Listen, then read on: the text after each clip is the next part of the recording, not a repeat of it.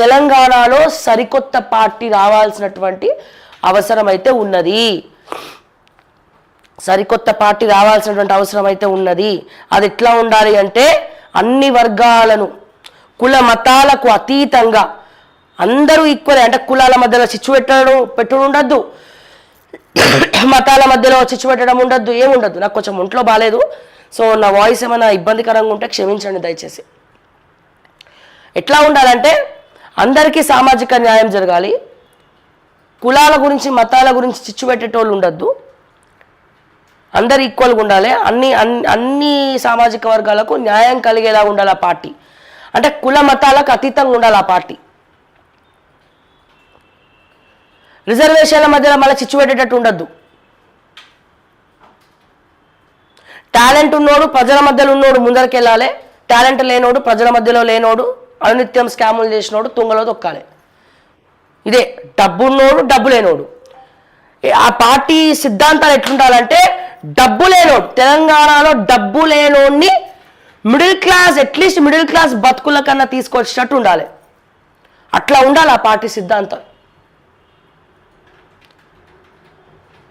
అట్లా ఉంటే రిజర్వేషన్లకు కుల మతాలకు అతీతంగా, కులం ఏందండి, అమెరికా పోతే వేరే దేశాలకు పోతే ఎక్కడ కులం ఇవన్నీ ఉండవు. టాలెంట్ ఉన్నోడిదే పై చేయి, టాలెంట్ లేనోడిది కాదు. అది ఏ కులమైనా, అది ఓసీ అయినా బీసీ అయినా ఎస్టీ అయినా ఎస్సీ అయినా. మన అమ్మ నాన్న అక్కడి వరకే అయిపోయినాయి ఆ కులాలు, ఆ చాదస్తాలు అవన్నీ. ఇప్పుడు ఈ జనరేషన్లో ఎవరు పట్టించుకోవట్లేదు, అప్డేట్ అవుతా ఉన్నాము. ప్రజలెవరు కూడా కుల మతాలకు పట్టించుకోవట్లేదు. ఓకే, పట్టించుకోవట్లేదు. వీళ్ళకి పట్టించుకునేలాగా చేసి చిచ్చులు పెట్టేది ఎవరు? మళ్ళా రాజకీయ నాయకులు. చిచ్చు పెట్టకపోతే వాడికి పదవి రాదు, డబ్బులు రావు, వాళ్ళ స్వార్థాల కోసము, వాళ్ళ లాభపడడం కోసం ఇట్లా చిచ్చు పెట్టుకుంటూ పోతా ఉన్నారు. ఎక్కడ ఏ జనరేషన్లో ఉన్నాం మనము? 90s దాటి 2025కి వచ్చినాం, మనం 2000స్లోకి వచ్చినాం. నెక్స్ట్ అసలు కొంతమంది కులం ఇప్పటికే సగం కులాల పేర్లు ఎవరికి తెలియవు. అంటే బీసీ ఓసీ ఎస్టీ ఎస్సీ అని మాట్లాడుకుంటున్నారు కొంతమంది తప్ప, అందులో ఎన్ని కులాలు ఉంటే ఆ కులాల పేర్లు ఏందనేది కూడా ఎవరికి తెలియదు. తాత ముత్తాతల పేర్లు కూడా మర్చిపోయే కాడికి వచ్చారు. ఇక నెక్స్ట్ జనరేషన్, ఇంకా నెక్స్ట్ ఒక 10 years దాటిన తర్వాత ఇది కూడా ఉండదు. అంటే ఫ్యూచర్ కోసం ఆలోచించి స్థాపించాలి ఆ పార్టీ.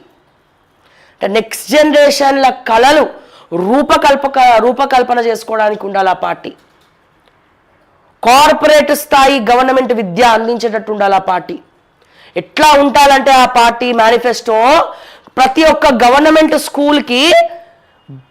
స్కూల్కి బస్సు పెట్టి, పిల్లలు రాకపోతే బస్సు ఎక్కించి మరి స్కూల్లో కూర్చోబెట్టి చదవరా బాయ్ నువ్వు చదువు అని శాసించేటట్టు ఉండాలి ఆ పార్టీ మేనిఫెస్టో.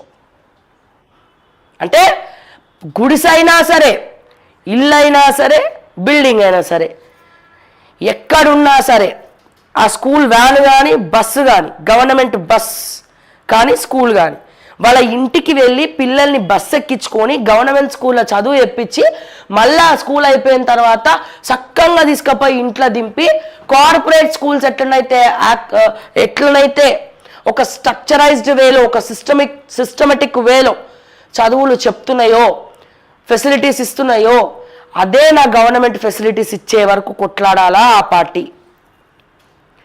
అట్లుండాలి ఆ పార్టీ. అంటే కార్పొరేట్ స్థాయి విద్యను మా గవర్నమెంట్ స్కూల్స్ ఇవ్వాలి, కార్పొరేట్ స్థాయి వైద్యంను మా గవర్నమెంట్ దవాఖానాలు ఇవ్వాలి. అప్పుడు మా తెలంగాణ అభివృద్ధి జరుగుతుంది. ఇదంతా జరగాలంటే ఫస్ట్ ఈ కులాల గురించి, మతాల గురించి, వీటి గురించి కొట్టుకోవడం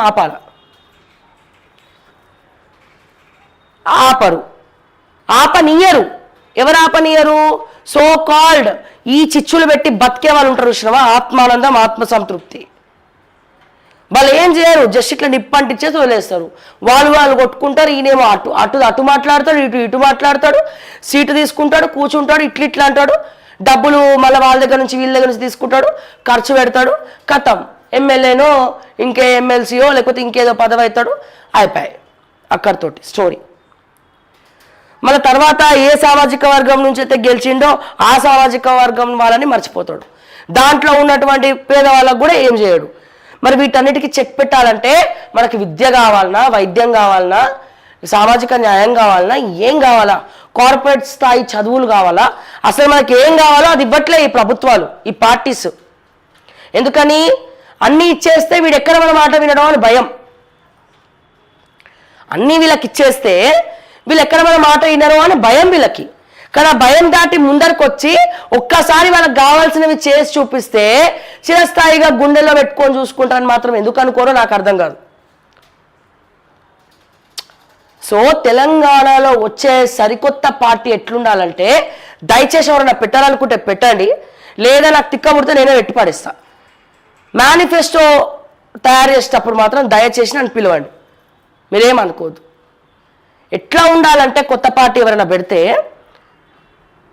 ఇక నా భూతో నా భవిష్యత్తు అన్నట్టు ఉండాలి. అవన్నీ ఎగ్జిక్యూట్ చేసి చూపించాలి. వాళ్ళు వచ్చే ముందరే దాని గురించి మాట్లాడాలి. ఉచిత విద్య, ఉచిత వైద్యం, గవర్నమెంట్ స్కూల్కి బస్సులు, వేరే ఏం కార్పొరేట్ ఏసీ బస్సు అవసరం లేదు. మన ఆర్టీసీ బస్సులు పంపించే సరిపోతుంది వాళ్ళ ఇంటికి. కానీ ప్రతి ఒక్క పేద విద్యార్థి ఖచ్చితంగా వాళ్ళు స్కూల్కి రావాలా, వచ్చేటట్టు టీచర్లే వెళ్ళి కౌన్సిలింగ్ చేయాలా. చాలా స్ట్రిక్ట్గా ఉండాలి ఈ విషయంలో.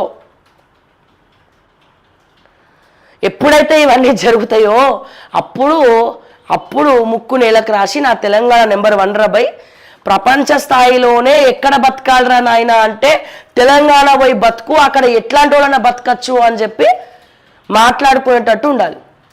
ఒక రోల్ మోడల్గా తీసుకోవాలి. సో ఇటువంటి వాటిలలో తెలంగాణ అడుగులు వేయాలి. అడుగులు వేయాలంటే బీజేపీ నేషనల్ పార్టీ మోడీకి పోయి చెప్పాలి. ఎవరు చెప్తారు? మోడీ అపాయింట్మెంట్ ఇస్తారా? ఇక్కడ వాళ్ళు ఇయ్యనిస్తారా? బీజేపీ వాళ్ళు చేస్తారా? చేరవేస్తారా? మళ్ళీ ఇక్కడ కూడా BC panchayat, OC panchayat, ST panchayat, SC panchayat, మళ్ళీ పక్క పార్టీలో అదే, ఇక్కడ అదే.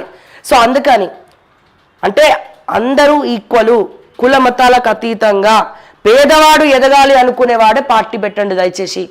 ఒక పేదవాడు, ఒక పేద కుటుంబం నుంచి వచ్చిన వాడు మిడిల్ క్లాస్ ఫ్యామిలీ రేంజ్కి ఎదగాలి. మిడిల్ క్లాస్ ఫ్యామిలీ వాళ్ళు లక్షాధికారులు కోటీశ్వర్లు అవ్వాలి అన్న కాన్సెప్ట్ ఉండాలి. డబ్బున్నోడు, డబ్బు లేనోడు, ఆ డబ్బు లేనోడిని డబ్బున్నోళ్ళు అందరూ కలిసి ముందరకు తీసుకుపోయేటట్టు ఉండాలి ఆ పార్టీ. అట్లా కాన్సెప్ట్ ఉంటే అంటే ఫ్యూచర్ అంటే లాంగ్ రన్లో ఇంకొక 10-15 ఇయర్స్ అయితే పబ్లిక్ ఇదే మైండ్ సెట్కి అలవాటు పడతారు. ఇదంతా అయిపోతుందిగా. ఇదంతా అంటే నేను ఫ్యూచర్ గురించి చెప్తా ఉన్నాను, నెక్స్ట్ జనరేషన్స్ గురించి చెప్తా ఉన్నాను. ప్రజల మైండ్ సెట్ ఏందనేది ముందే చదువుకోవాలి.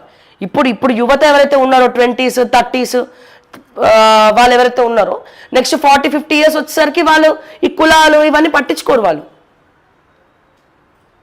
అఫ్ కోర్స్ వాళ్ళ దాకా వస్తే డెఫినెట్గా వాళ్ళు అడ్రస్ చేస్తారు. కానీ ప్రతి దగ్గర ఈ చాదస్తాలు, ఈ పట్టించుకోవడాలు, అరే నువ్వు అట్లనే ఉండాలి ఇట్లనే ఉండాలని ఎవరు అనుకోరు. వాళ్ళ మైండ్ సెట్స్ మారుతుంది. ప్రతి ఒక్కరు చదువుకోవాలనుకుంటారు, ఏం జరుగుతుంది అనుకుంటారు.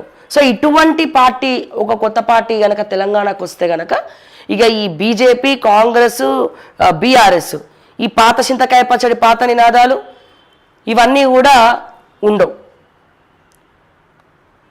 సో దయచేసి మీరు మీ అభిప్రాయాన్ని కూడా తెలియజేయండి కమెంట్స్ రూపంలో. మీరు యాక్సెప్ట్